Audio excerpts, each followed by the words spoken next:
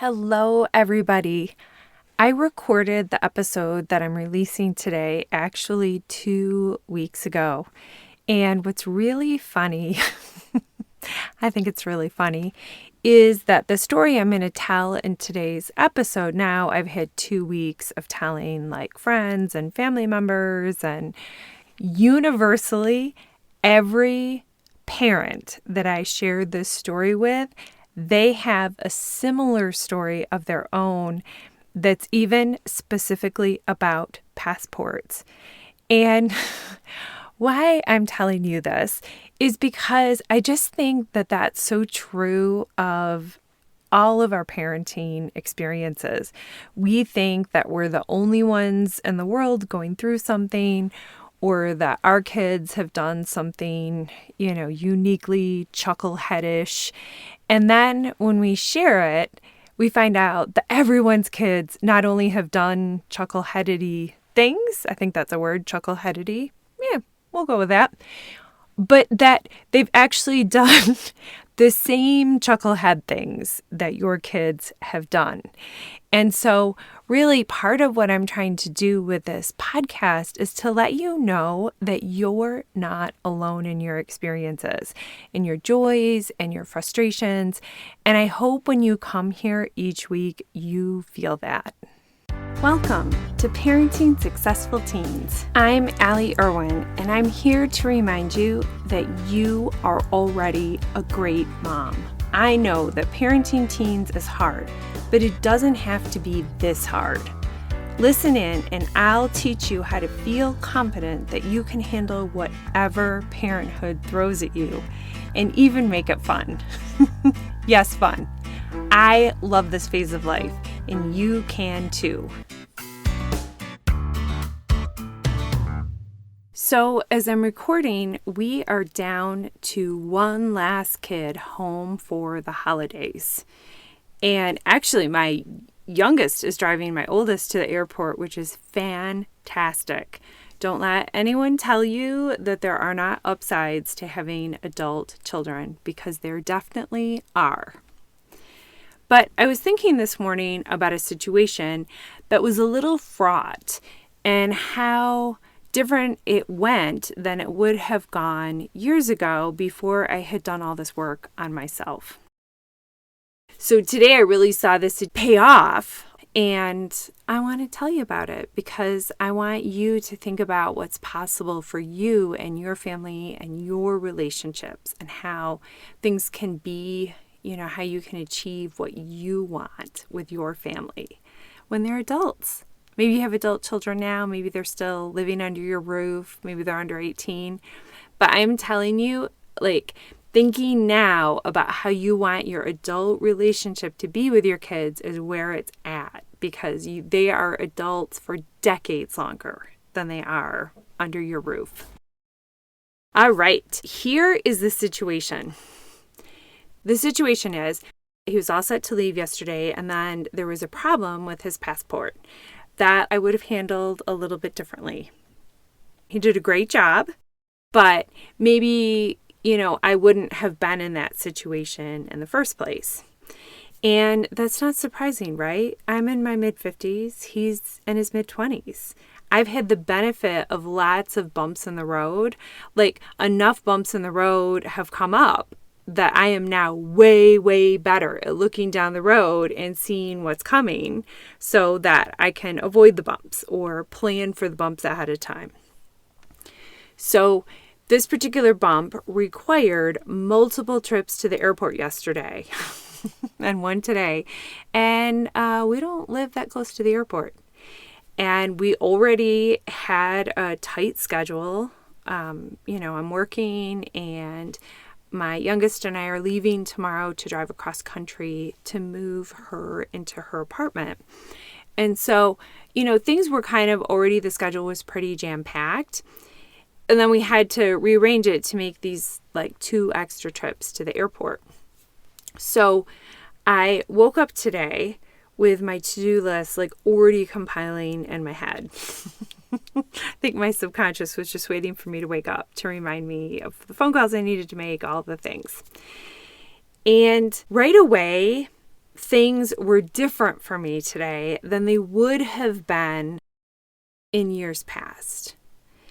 The first thing I noticed is that I was able to not buy into the story that there wasn't enough time to get everything done before we left. Okay, that was a frequent self-pressuring thought, is like, oh, I lost all these hours. Now there's not enough time to get everything done. And I would just rush around, give myself a migraine. And that's just not true. There is enough time to get the important things done. Like for me, the shift came when I was able to throw the word important in there. All the important things will get done. The other things can wait. And that mental flexibility to add that word important in is the result of the work that I've done. Okay? Like the change didn't come because I threw the word important in. The change came, and then I saw the tweak I needed to make. And that's where the freedom came. Okay, so the change happened first, and then I was able to see what needed to be done. I'm just repeating that part because it's important, because we think like we're going to learn this magic strategy and then, we'll always know the right thing to do. And what we're doing instead is we're building the strong foundation, the underneath feeling that we can handle whatever comes our way. And once we really believe that, then we look for ways to handle. Like once we're anchored in the belief that we can handle it, then we look for ways to handle it because we already believe that we can. Okay. Second thing is I still made time to do my morning energy routine that helps me start the day feeling clear-headed and grounded. And I was tempted not to. It's not like that urge to just get started wasn't there. But I recognize that urge for what it is, an old unhelpful pattern, and I made a conscious choice to do what actually serves me.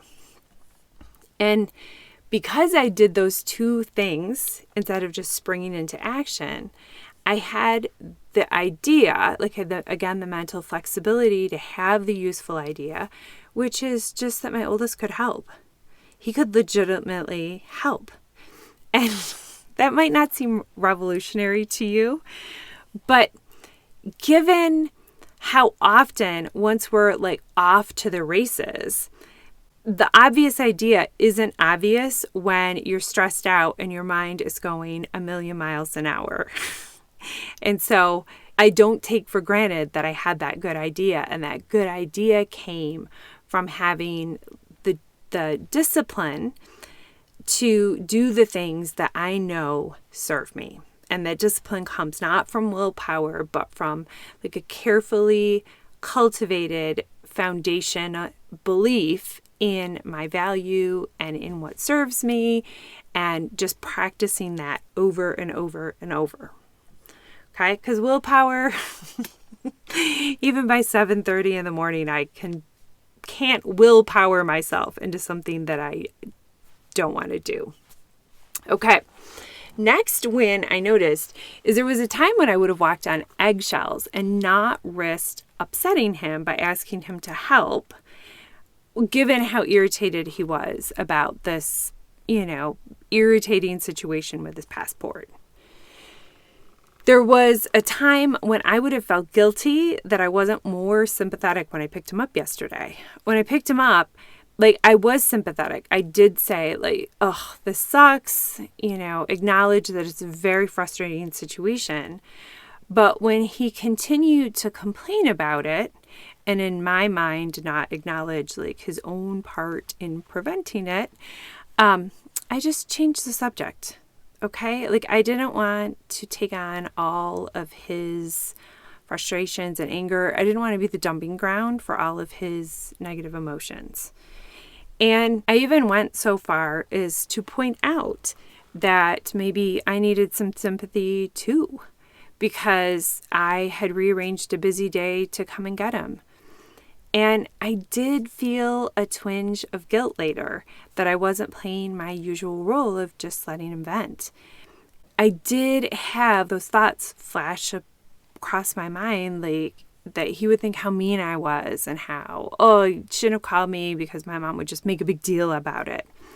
But I noticed those thoughts and I just let them float on by, because those are part of my old, old patterning.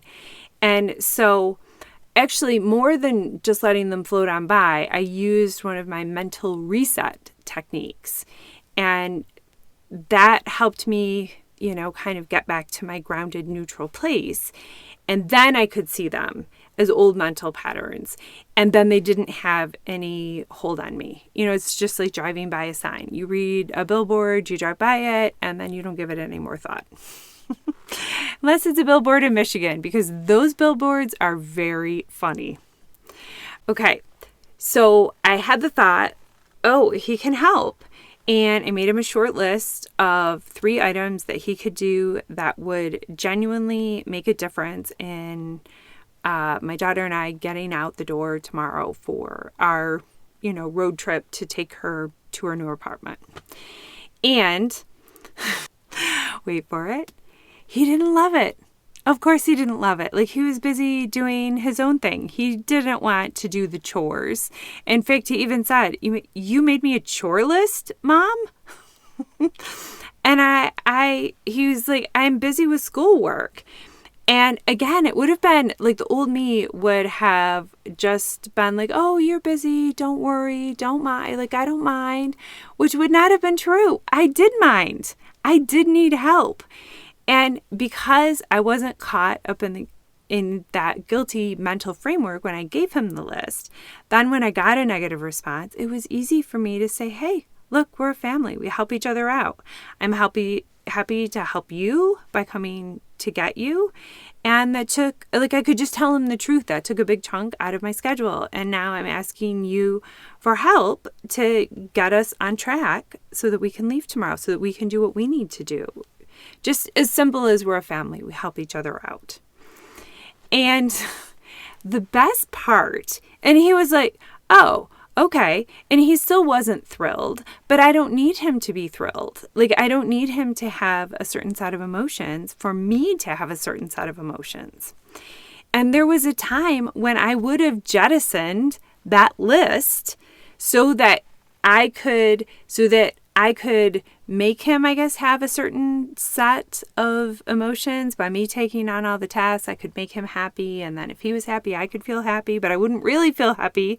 I'd feel pissed off that I was doing all these things and had to leave later tomorrow. Do you see how that doesn't work?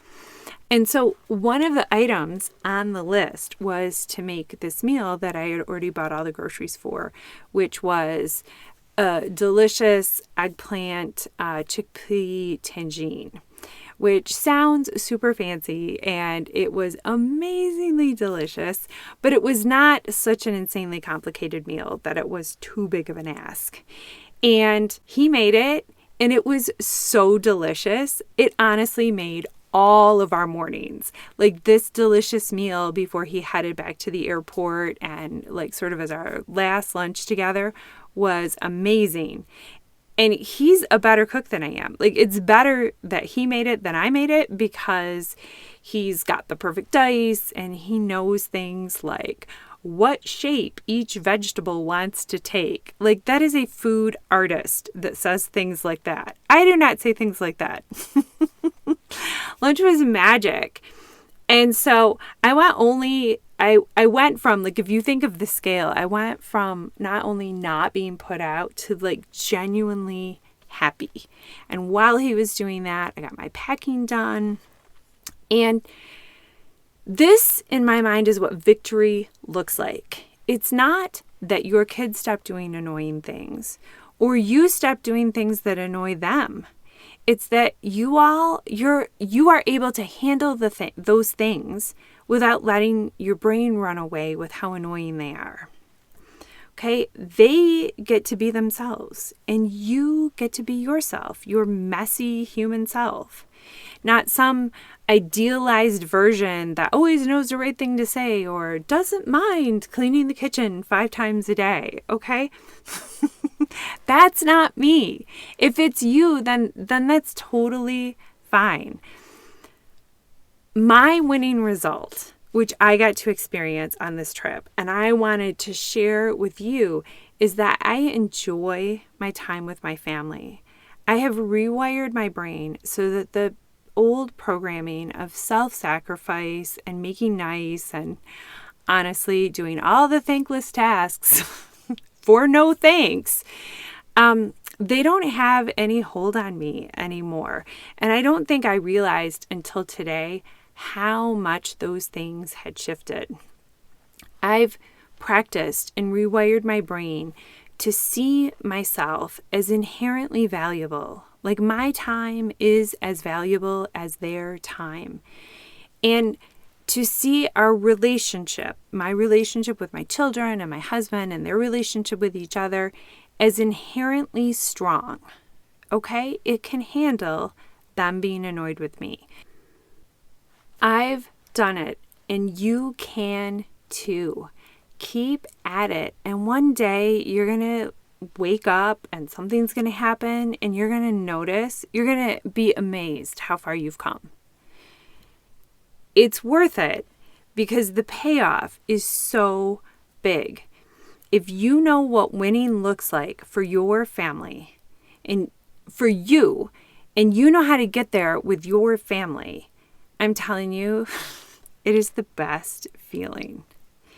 And if you have questions on how to get there, how to rewire your brain so that you can have the family experience that you want, if you want to feel really good about yourself, even on days when you have little hiccups, send me an email at Allie@allieirwin.com and we'll find a time to talk about how to get you there.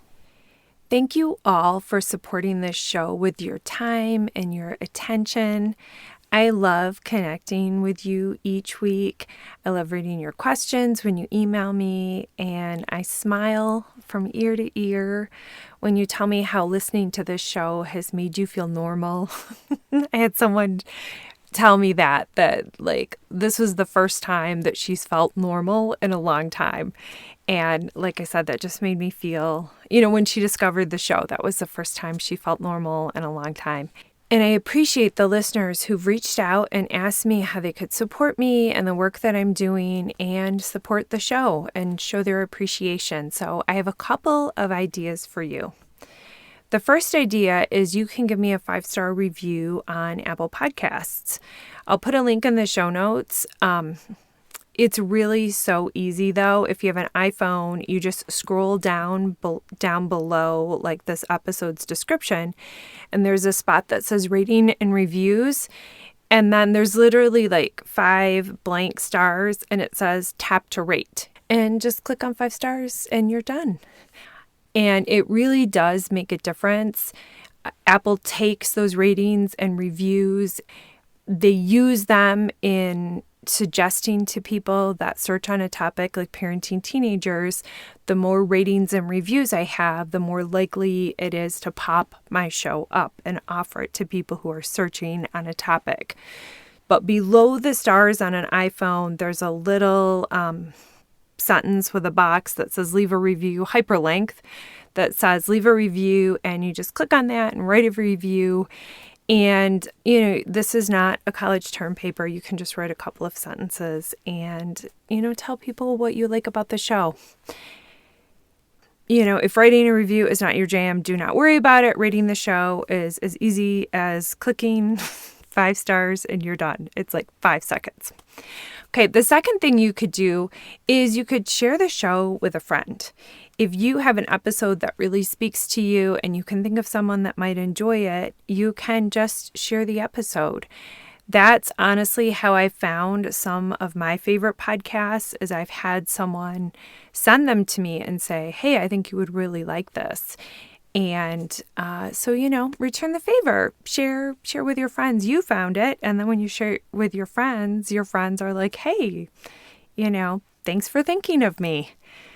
So that's a win-win for everyone involved. The third way that you could support the show, and I think this is very exciting, is a listener suggested that I set up a Patreon page.